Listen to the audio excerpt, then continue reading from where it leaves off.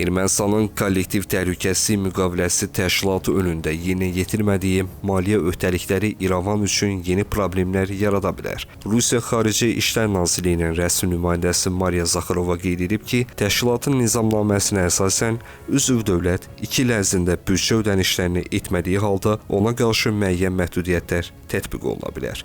Onun sözlərinə görə, kollektiv təhlükəsizlik müqaviləsi təşkilatı nizamnaməsinin 25-ci maddəsinə uyğun olaraq borcu olan ölkənin vətəndaşlarının kvota vəzifələrinə namizədliyi dayandırıla. Həmçinin borc tam ödənilənədək həmin dövlət təşkilatının işçi orqanlarında səs vermə hüququndan məhrum edilə bilər. Qeyd edək ki, bundan əvvəl Rusiyanın Xarici İşlər naziri Sergey Lavrov Ermənistanın kollektiv təhlükəsizlik müqaviləsi təşkilatından çıxarılması ehtimalının da nəzərdən keçirilə biləcəyini qeyd etmişdi.